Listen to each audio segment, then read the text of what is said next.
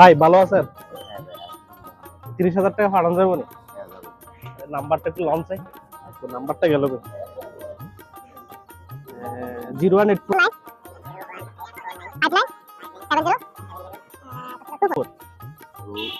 হ্যাঁ 30,000 টাকা পাঠান ভাই তাড়াতাড়ি। বরাবর 30,000 দিবেন? ভাই 30,000 টাকা পাঠান তাড়াতাড়ি। খরচ করে দিবেন? না ভাই 30,000 টাকা পাঠালে ডাইরেক্ট।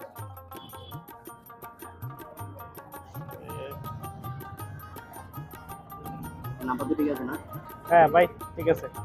তাহলে কি পাঠাই দিব? হ্যাঁ ভাই পাঠাই দেন 30,000 টাকা বরাবর। ঠিক আছে, আপনার টাকা গেছে। লাস্ট নাম্বার হচ্ছে 1232। 1232 আচ্ছা ঠিক আছে ভাই। কনফার্ম হন।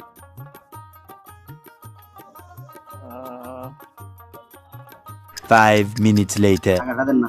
টাকা আসবে ভাই আমার 1 লাখ টাকা আসবে এখানে। 1 লাখ টাকা আসলে আপনি 30,000 টাকা রেখে 70,000 টাকা আমাকে দিয়ে এখনই আসবে টাকা। দাঁড়াদাঁড়ি করেন, আমার একটু কাজ আছে তো। ঠিক আছে আসবে এখনই টাকা। 5 minutes later. টাকা 1 লাখ টাকা আসবে ভাই আমার। ঠিক আছে, আপনার টাকা বিষয়টা বলেন তো। আরে ভাই একটা কথা ছিল, আমাকে এক ভদ্রলোকে ফোন দিছে, হ্যাঁ আচ্ছা আচ্ছা ফোন দিয়ে বলতেছে যে আমি লটারিতে 1 লক্ষ টাকা পাইছি, আচ্ছা আর ওনাকে এখন 1 লক্ষের এগেনস্টে ওনাকে 30,000 টাকা পাঠাইতে হবে। আচ্ছা। ওনাকে যদি 30,000 যদি পাঠাই উনি আমাকে 1 লাখ টাকা এখানে পাঠাবে একই নাম্বারে। এখন ওনার মোবাইলে কল দিচ্ছি, কল যাচ্ছে না।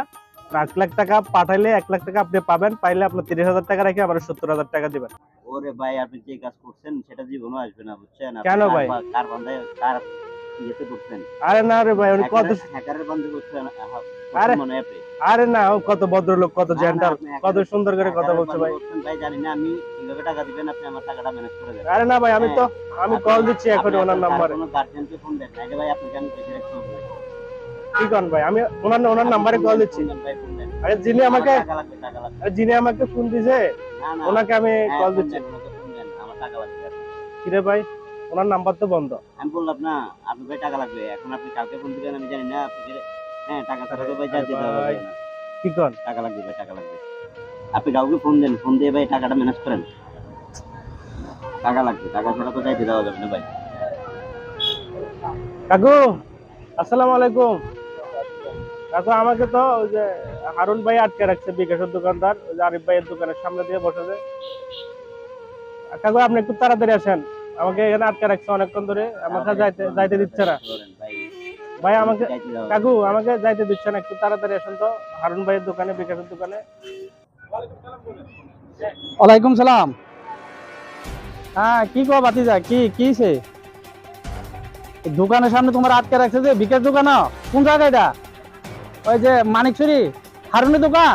আচ্ছা আমি আসতেছি। কি কো তোমার এত বড় সাবাক, বুকের ফাটা কার আছে এত বড় তোমার দোকানের সামনে আটকে রাখবে? আর কি সমস্যা কি? কি রে হারুন?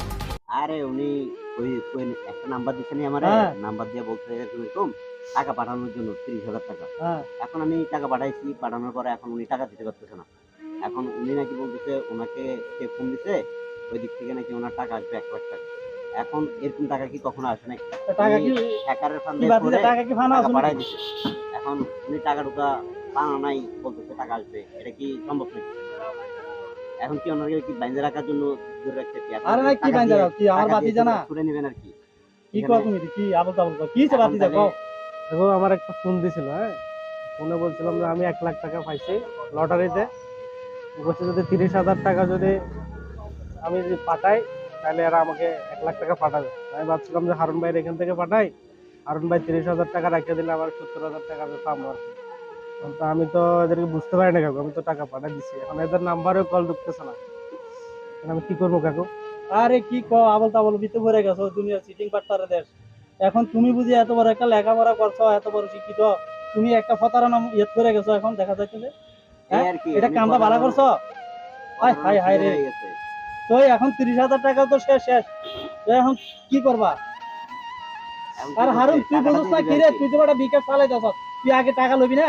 আমার আগে না টাকা হ্যাঁ? নেওয়ার উচিত ছিল। তুই আগে টাকা এখন লবি না? টাকা আমি না আগে না লন টাকাটা নিয়ে টাকা টাকাটা দিয়ে পাঠাই দিবি। দিচ্ছি। এটা হ্যাঁ আমার অন্যায়, কারণ টাকাটা যদি নিয়ে পাঠাইতাম তাহলে তো এখন উনিও প্রতারণার শিকারে পড়তো না, আর আমিও হয়রানি হইতাম আর না। তুই যে আর বাতিদারে শেষ করে দিস।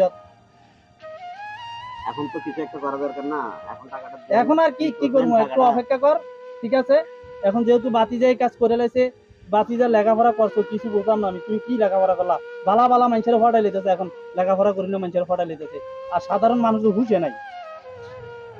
তো যে কাজ করছো আসলে ভবিষ্যতে আরো সতর্ক থাকবা, এই কাজ করো না। আচ্ছা আর- ঠিক আছে হারুন, আমাদেরও আমি সতর্ক কালকে- হইতে হবে। টাকা ধরেন কালকে আগে না নাইলে নিয়ে টাকা কিছুক্ষণের ভিতরে পাঠানো আমি যাবে না। কিছুক্ষণের ভিতরে আমি টাকা দিয়ে দিছি তোরে, ব্যাংকের থেকে নিয়ে আমি দিব টাকাটা। এখন কোনো আপনার সমস্যা আপনার রিক্সে নিতে পারবেন না। হ্যাঁ ইয়াসপি আমার রিক্সা, আমার বাতিজা কি আমি রিক্সাটা বাতিজা যা করছো করছো ভাজিয়ে মনে না চাচা বাতিজা কারবার বুঝছো নি, টাকা ইন্ডিয়া যেমন দিয়ে দিলাম বুঝছো, ভাজিয়ে এটি হোনাইটো নাই না মানুষের শরম দিব।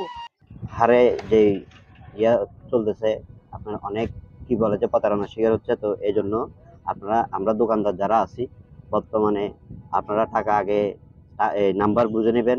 নাম্বার বুঝে নিয়ে কাস্টমারকে নাম্বার দেখাবেন, দেখানোর পর আপনার টাকা গয়না বুঝা হাতে নেবেন, তারপরে টাকা পাঠাবেন, যাতে কেউ প্রতারণার শিকারে না পড়ে, দোকানদারও কোনো কিছুতে হয়রানি না।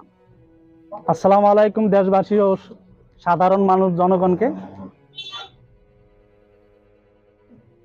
এই দেশের ভিতরে বেশি অতিরিক্ত প্রতারণা বাইরে গেছে। বিকাশ, মলম ফাটি থেকে শুরু করে চা নাস্তা খানা লাগে অনেক কিছু মিশিয়ে দেয়। সবাই এই ব্যাপারে সতর্ক থাকবেন। বিকাশ থেকে বলা হয় যে আপনার মোবাইলে 1 লাখ টাকা দিতেছি, আপনি 30,000 টাকা এখন পাঠাইলে আপনি 1 লাখ টাকা পাইবেন, বা এই ধরনের অনেক কথা কয়। তো সবাই এই ব্যাপারে সতর্ক থাকবেন, এই ধরনের কোথাও টাকা টুকা পাঠাবেন না। যদি পারেন আগে যাচাই বাছাই করে, এগুলো সব কিছু ভুয়া, আসলে মিথ্যা। এটা যাচাই করা লাগবে না। লটারি বলতে কোনো বিকাশের বলতে কোনো কিছু নাই, এটা সব ধরনের ভুয়া। আপনাকে বলবো যে আপনি একটা রবি সিম ব্যবহার করছেন আজকে 5 বছর ধরে, তো আপনার জন্য একটা লটারি আসছে। এইভাবে অনেক প্রতারণা করবে। এই প্রতারণা থেকে বাঁচার জন্য আমরা একটা ভিডিও করছি, সবাই দেখবেন। আশা করি সবাই শেয়ার করবেন, লাইক দিবেন, আর সবাই একটু সতর্ক থাকবেন। ভবিষ্যতে আমরা আরো নতুন করে চাই কিছু আনতে পারিনি, চেষ্টা করতেছি জনগণকে বোঝার জন্য, সাধারণ মানুষের বোঝার জন্য। সাধারণ মানুষের বোঝানো ভুল ত্রুটি থাকে। আমাদের 3 জন আছি আমরা, সবাইকে আমরা ক্ষমা করে দিবেন যদি কোনো ভুল ত্রুটি হয়। আর যদি অতিরিক্ত ভুল হয় আমাদেরকে দেখাই দিবেন, আমরা এটা